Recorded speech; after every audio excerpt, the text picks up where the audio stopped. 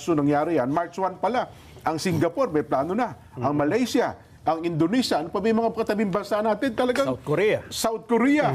Ibig sabihin lahat po nang gagawin, pati mamamayan nila, alam na ang mga hakbang na dapat gawin, Sen. Samantalang yung mga bansa na binabanggit mo, Opo. wala silang EDCA Opo. na pwedeng maging magnet. Ano ba yung ibig ko sabihin? Ikaw ang paliwanag nun, Nelson. Bakit kinakailangan isali yung aspeto ng EDCA? Kasi kumpara Lalo natin, EDCA sabi sites, niya, opo. South Korea, Malaysia. Singapore, Malaysia, opo. Meron bang EDCA dun sa mga South lugar na yun? Korea. Ay, mas delikado po tayo dahil sa target tayo ng kalaban ng Amerika. Eh, kasi nakita mo yung nando sa Gulf States na yun. Ayun, Pinasadahan niya lahat kasi nga. Ano ngayon ang country team effort? Yan. Nag-usap na baka ako yung DOE, yung Department of Agriculture, Department of Trade, yung DepDep, Yan. di ba? Saan? Saan ang kakayahan ng ating pamahalaan para sa ganon ay yung lahat ng pangangailangan ng gustong umuwi, kamukha no, repatriation. Opo. Kaagad-agad ba tayong makakaresponde sa kanilang kahilingan? Kasi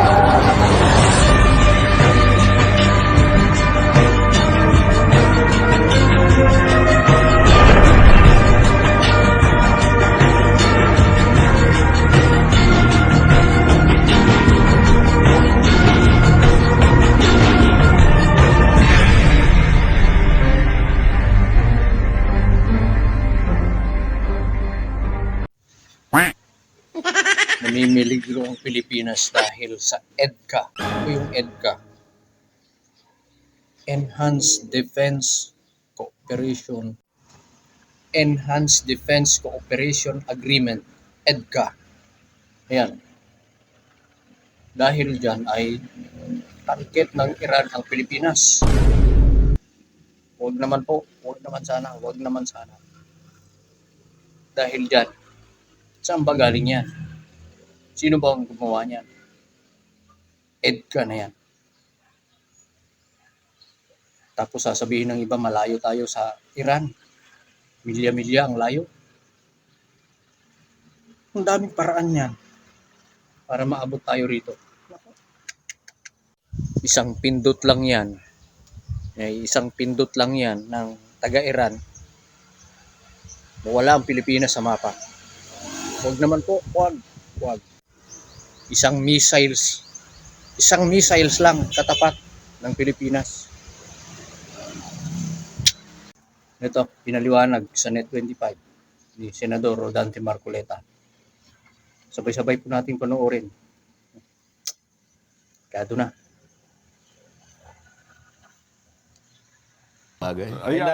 Lalo na, Sen, Jen, di ba? Ngayon pataas pa ng presyo ng mga bilihin eh. Nako, yun na Yun nga. lang produktong petrolyo. Sen, ito lang nakarang Martes tumaas ng 2 piso, di ba? At ngayon, Gasolina. ninenervyos ako, Nelson. Sen, baka matuloy, ang diesel daw po ay kulang-kulang 10 piso. Nako po. At ang gasolina ay mahigit 15 pesos ang posibleng itaas. 15 pesos. 15 pesos po per liter, Sen, ha? Per liter. Kaya nga. Opo, yun daw po ang posibleng itaas next week. Pwede mag-tricycle na lang tayo muna. Ayun. Tsaka electric vehicle siguro, Sen. Kahit pa paano, makatipid tayo. Teka lang, speaking of dyan, kasi kayo nasa, nanonood ako ng online sa Senate, kahit pala Friday, nagkaroon kayo ng special hearing ba yun? Tungkol dun sa problema natin ngayon sa gitnang silangan? Hindi, kahit na kuminsan, naka-recess kami, pwede yun eh. Ganun pa. Kaya pala kayo na, may nakita kong live. At sa committee po ito na Senator Erwin Tulfo.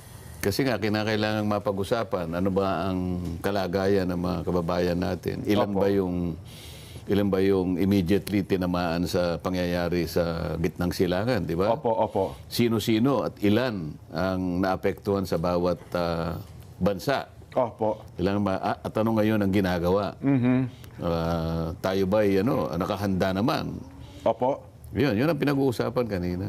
So, nailatag ho ba naman at nasustinihan ba yung mga tanong ng senador kung ano ang gagawin sapagkat naharap tayo sa krisis na ito sa gitnang silangan, Sen?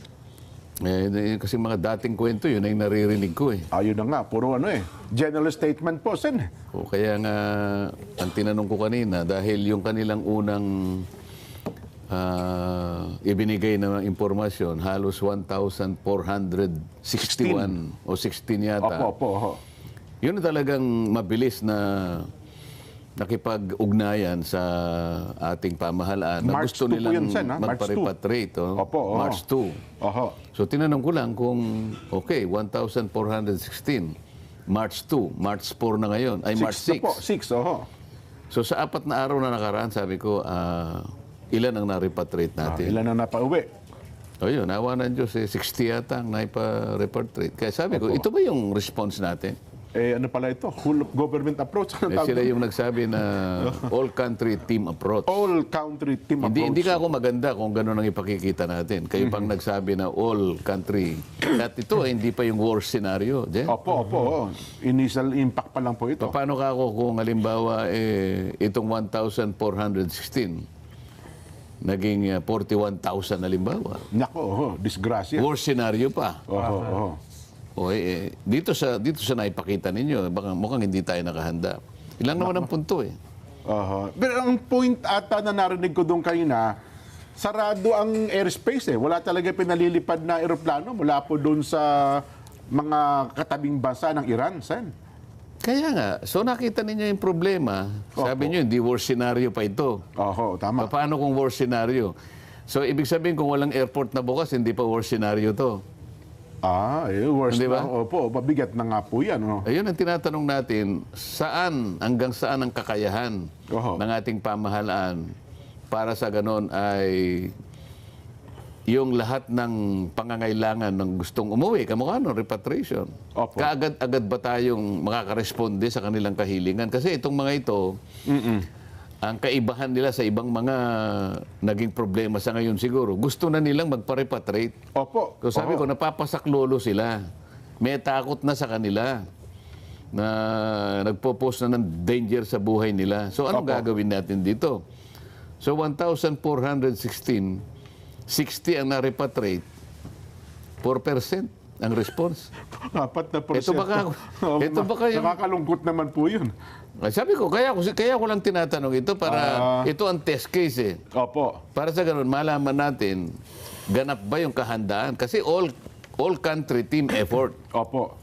Isip-isipin mo, all country na 4% ang response. Out of 1,416, 60 Hindi lang pa pala. worst scenario, Hindi pa po. Samantalang sa Talaan, Nelson, di ba, binabalita natin isang araw, ang OFW, dyan sa mga lugar lang na apektado siya ay 2.4 million. Kalahati na lang po, sabi natin, gustong umuwi. Abay, di mga 1.2 million po yan. Ang laking problema niyan. Hindi mo madidiscount ang posibilidad na maaring mauwi sa ganon. Opo. Kaya dapat sana lahat ng senaryo calculated natin. Oho. Paano kung halimbawa ang may kagustuhang magpa-repatriate ay ganitong bilang, Yan. ganitong bilang o ganitong bilang. Alam na natin sana kung anong gagawin. Yan ang gusto kong marinig sana eh. Oho. Kanina sinabi ko pa, yung pagtaas lamang ng gasolina, Ayan, isa pa po yan. Opo. dahil sa isasara yung Strait of Hormuz. Wala na makakadaan ng mga tanker doon. Yan. Yung mga barko na nagdadala ng gasolina. O paano ngayon yan? Ano ngayon ang country team effort? Yan. Nag-usap na baka ako yung DOE, yung Department of Agriculture, Department of Trade, Oho. yung DepDep, Yan. di ba? Oho. Kasi dapat nakuha na ninyo yung magiging epekto nito eh.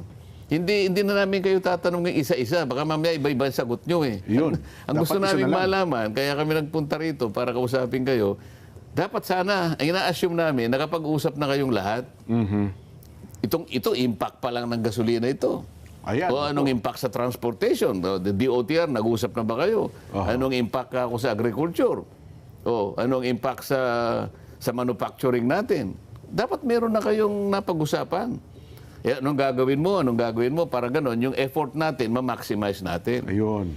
Ibig ba niya sabihin ka ako, tatanungin namin kayong isa-isa kung ano yung ginagawa. Paano namin pagdudugtong-dugtungin kung ano yung gusto niyo mangyari? Ano magiging impact niyan? Oho.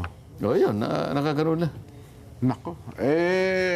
Well, nung isang araw, ibinabalita din po namin na nagpatawag ata ng special cabinet meeting ang Pangulo para mapag-usapan yung bagay na yan. Pero gaya nga ng sinabi nyo, parang walang isang tao na talagang tumatayo para pahiin. Yun nga yung salita nung isa. Hindi ko naman tinatanong sa inyo kung nagtawag na ng meeting ang Pangulo. Siyempre magtatawag yun. Ang gusto naming marinig, ano na pag-usapan nyo? Yan. Nakapag-usap-usap na ba kayo? Dahil ito, kinakailangan may pagka-emergency ang nature ng pag-responde natin. Oho. Mabilis, effective, at pagkatapos ay team effort. Opo. Para hindi sayang.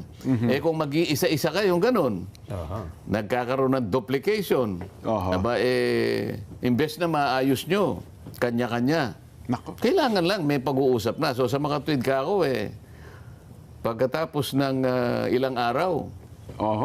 wala pa kayong sasabihin sa amin pala? Dapat may mga konkretong programa na kagad. Ano? Meron. Yun. Wala silang masabi. Nako.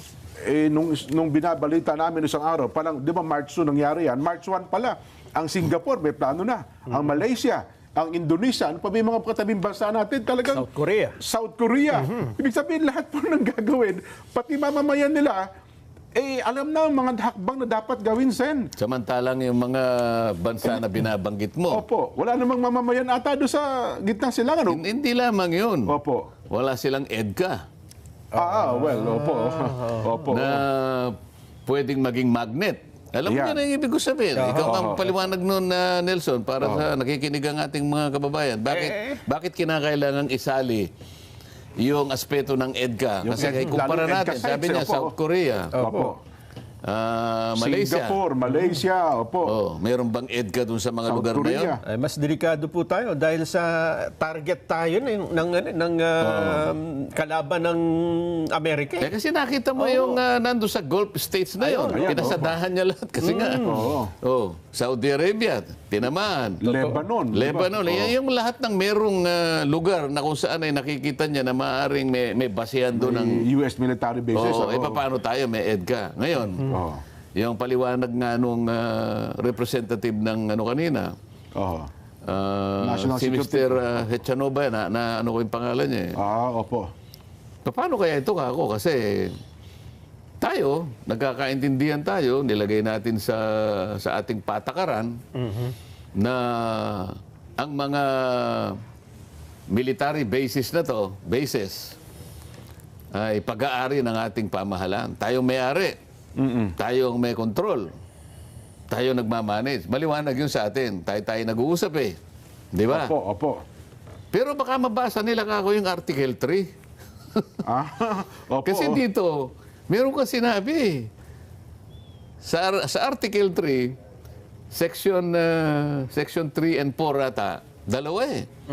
Binibigyan ka niya ng karapatan Yan. na sila ang mag-control do sa mga selective na lugar. Yes, yung mga sites na yan. Opo. Oo, sa magitan ng mga base at saka material. Kanya yung Opo. material kasi mga gamit, mga ammunition ito eh. Yes po. Sa mga tweet, ang control hindi lang sa atin. O di sinabi niya, hindi po, kanya ganito. Hindi, wag ka akong makipag-debate sa akin. Tayong dalawa, naiintindihan natin yun.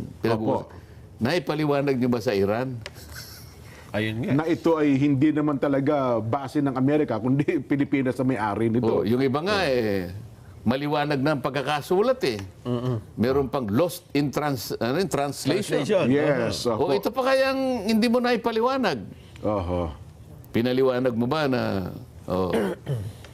mga kaibigan na taga-Iran, ganito po yung wag niyo po kaming wag niyo pong Hindi po kami magnet, hindi po kami sangkot dyan. Ako, delikado kami dyan. wag po ninyong ipagkamali na ito pong nakalagay ng mga EDCA sites ay pag-aari po ng ganito at ganyan. Hindi po amin ito. Ito ay ginagamit lang po sa pagpatay ng mga kulisap at saka kung ganito. Kailangan ipaliwanag mo yun. Yan. Nagre-research yung mga yan eh. Paano kung nabuklat nila yung yung Article 3. Yun lang ang sinasabi ko. Ayun. Di, pero sabi ng, aywan ko, sino ba yung narinig ko nagbalita doon? Sabi niya, hindi, napakalayo naman kasi ng Iran Oo. at saka ng Pilipinas. Hindi- Middle East, tayo naman nasa malayong silangan naman na tayo. Hindi daw maabot. Milya Nung minsan, niyang layo, libong milya niyang layo na yan. Eh, yun lang Bakit? bang para... Wala, yun lang bang paraan nyo? Ang dami naman nilang magagawa para, kung talagang gusto nilang gantihan tayo, wag naman. Kaya kailangan maging malinaw tayo. Ayun. Maging handa tayo. Ipagpauna na natin sa kanila. Pagkatapos, Huwag nyo kami may damay-damay dyan. Parang Pagkatapos ganon. sabi niya, may nagtanong ano po ba kanya yung contingency plan ninyo, ganyan-ganyan. Oho. Wala pa naman kaming nababalitaan na ganyan. Sabi ko, maghihintay ka ba ako ng balita? Hindi. Dapat ka ako, ikaw proactive. Oho. Ayan, i-calculate mo. Ayan, kamukha niyang Article 3 na yan. Paano kung nabasa nila, anong gagawin mo? Dapat magpaliwanag ka na ngayon. Aha. Proactive ka, hindi ka reactive. Wala namang masama dyan, opo. Oh. Ah.